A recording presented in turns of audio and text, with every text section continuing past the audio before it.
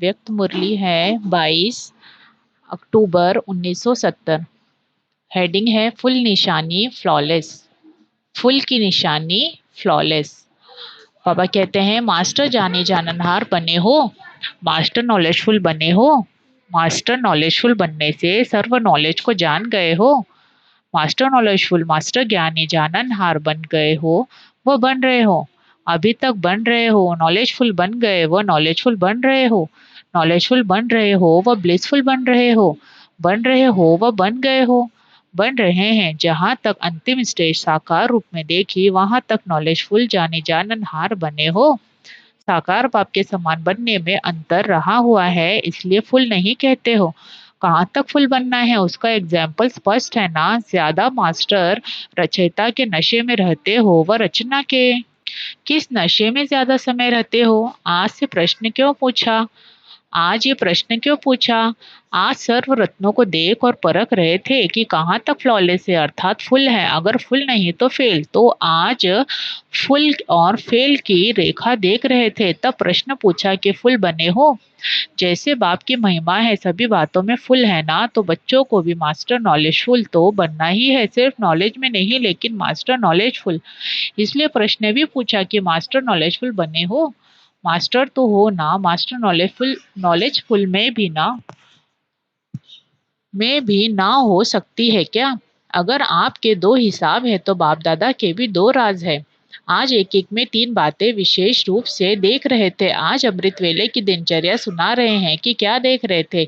आज बाप दादा ने एक एक रत्न की तीन बातें देखी, वह कौन सी? यह भी एक ड्रिल कराते हैं। आज तीन बातें यह देख रहे थे, एक तो हर एक की लाइट, दूसरा माइट और तीसरा राइट। राइट शब्द के दो अर्थ हैं। एक तो राइट यथार्थ को कहा जाता है, दूसरा राइट अधिकार को कहा जाता है। राइट अधिकारी भी कितने बने हैं और साथ साथ यथार्थ रूप में कहाँ तक हैं?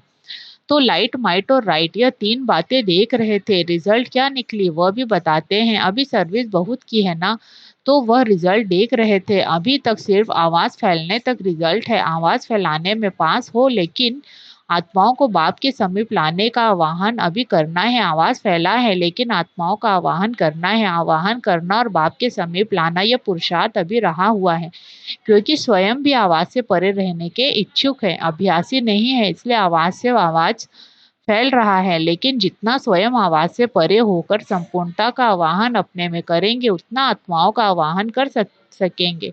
अभी भल आवाहन करते भी हो लेकिन रिजल्ट आवागमन में है। आवागमन में आते भी हैं जाते भी हैं, लेकिन आवाहन के बाद आहुति बन जाए वह काम अभी करना है। नॉलेज के तरफ आकर्षित होते हैं लेकिन नॉलेजफुल के ऊपर आकर्षित करना है। अभी तक मास्टर रचयिता कहाँ कहाँ रचना के आकर्षण में आकर्षित हो जाते हैं, इसलिए जो जितना और जैसा स्वयं के है उतना और वैसा ही सबूत दे रहे हैं। अभी तक शक्ति रूप शूरवीरता का स्वरूप नैनों और चैनों में नहीं है। शक्ति व शूरवीरता की सूरत ऐसी दिखाई दे जो कोई भी आसुरी लक्षण वाले हिम्मत न रख सके, लेकिन अभी तक आसुरी लक्षण के साथ साथ आसुरी लक्षण वाले कहाँ कहाँ आकर्षित कर लेते हैं, जिसको रॉयल माया के रूप में आप कहते हो। वायुमंडल ऐसा था, वाइब्रेशन ऐसे थे, वह समस्या ऐसी थी, इसलिए हार हो गई।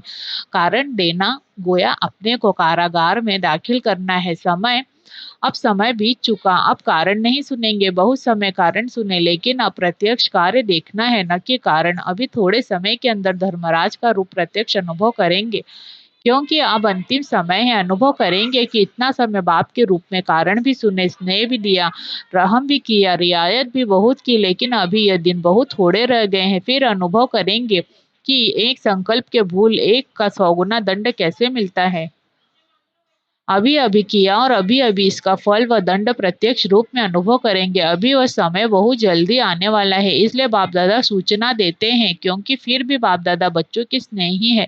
अब मास्टर रचयितापन का नशा धारण कर रचना के सर्व आकर्षण से अपने को दूर करते जाओ। बाप के आगे रचना हो, लेकिन अब समय ऐसा आने वाला है जो मास्टर रचयिता मास्टर नॉलेजफुल बनकर उस आकर्षक पावरफुल स्थिति में स्थित न रहे तो रचना और भी भिन्न भिन्न रंग ढंग रूप और रचेगी। इसलिए फूल बनने के लिए स्टेज पर पूरी रीति स्थित हो जाओ तो फिर कहाँ भी फेल नहीं होंगे। अभी बचपन के भूले, अलबेलेपन के भूले, आलस की भूले, बेपरवाही की भूले रही हुई है। इन 4 प्रकार की भूलों को ऐसे भूल जाओ जैसे सतयुग की दुनिया में भूल जाएंगे।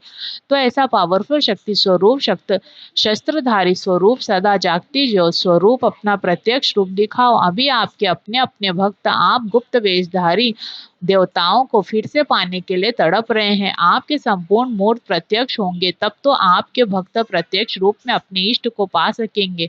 अभी तो कई प्रकार के हैं, भल आवाज सुनेंगे, लेकिन यह भी याद रखना, एक तरफ आसुरी आत्माओं की आवाज और भी आकर्षण तथा फुल फोर्स में होंगी, दूसरी तरफ आपके भक्तों की आवाज भी कई प्रकार से और फुल फोर्स में होंगी। अभी प्रत्यक्ष रूप में क्या लाना है और क्या नहीं लाना है वह भी परखना बुद्धि का काम है। इसलिए अभी रियायत का समय गया, अभी रूहानियत का समय है। अगर रूहानियत नहीं होगी तो भिन्न भिन्न प्रकार की माया की रंगत में आ जाएंगे। इसलिए आज बाप दादा फिर भी सूचना दे रहे हैं, जैसे मिलिट्री मार्शल पहले एक सीटी बजाते हैं फिर लास्ट सीटी बजाते हैं फाइनल, तो आज नाजुक समय की सूचना की फर्स्ट सीटी है, सीटी बजाते हैं कि तैयार हो जाए। इसलिए अभी परीक्षाओं के पेपर देने के लिए तैयार हो जाओ।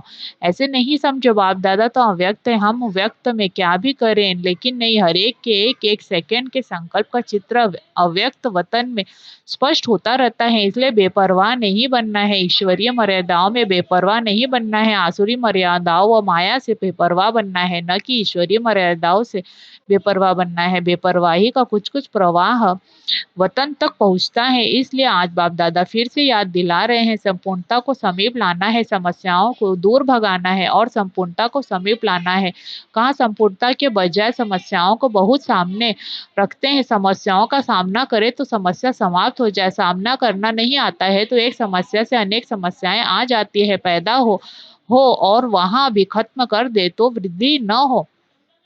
समस्या को फौरन समाप्त कर देंगे तो फिर वंश पैदा नहीं होगा। अंश रहता है तो वंश होता है, अंश को ही खत्म कर देंगे तो वंश कहाँ से आएगा। तो समझा, समस्या के बर्थ कंट्रोल करना है। अभी अभी इशारे में कह रहे हैं, फिर सभी प्रत्यक्ष रूप में आपकी स्थिति बोलेगी, छिप नहीं सकेंगे। जैसे नारद की सूरत सभा के बीच छिप सकी। अभी तो बाप गुप्त रखते हैं, लेकिन थोड़े समय बाद फिर गुप्त नहीं रह सकोगे, उनकी गुप्त नहीं रह सकेंगे। उनकी सूरत सीरत को प्रत्यक्ष करेगी। जैसे साइंस में आजकल इन्वेंशन करते जाते हैं, कोई भी गुप्त चीज स्वतः ही प्रत्यक्ष हो जाए, ऐसे ही साइलेंस की शक्ति का भी स्वतः ही प्रत्यक्ष रूप हो जाएगा, कहने व करने से नहीं होगा। समझा, तो भविष्य समय की सूचना दे रहे हैं। इसलिए अब नाजुक समय का सामना करने के लिए नाजुकपन छोड़ना है, तभी नाजुक समय का सामना कर सकेंगे। अच्छा, हर्षित मुख रहने का जो गुण है वह पुरुषार्थ में बहुत मददगार बन सकता है। जैसे सूरत हर्षित रहती है वैसे आत्मा भी सदैव हर्षित रहे, इस नेचुरल गुण को आत्मा में लाना है। सदा हर्षित रहेंगे तो फिर माया की कोई आकर्षण नहीं होगी, यह बाप की गारंटी है। लेकिन वह तब होगा जब सदैव आत्मा को हर्षित रखेंगे। फिर बाप का काम है माया के आकर्षण से दूर रखना। यह गारंटी बाप आप से विशेष कर रहे हैं, क्योंकि जो आदि रत्न होते हैं उन्होंने से आदि देव का विशेष स्नेह होता है। तो आदि को अनादि बनाओ, जब अनादि बन जाएंगे तो फिर माया के आकर्षण नहीं होगी, समस्याएं सामने नहीं आएंगी। तब जब बाप का स्नेह स्मृति में रहेगा तो सर्वशक्तिमान के स्नेह के आगे समस्या क्या है। कहाँ वह स्नेह और कहाँ समस्या, वह राई वह पहाड़, इतना फर्क है। तो अनादि रत्न बनने के लिए सर्वशक्तिमान की शक्ति और स्नेह को सदैव साथ रखना है। अपने को अकेला कभी नहीं समझो, साथी के बिना जीवन का एक सेकंड भी न हो। जो स्नेही साथी होते हैं वो अलग नहीं होते हैं, साथी को साथ न रखने से, अकेला होने से माया जीत लेती है। अच्छा, ओम शांति।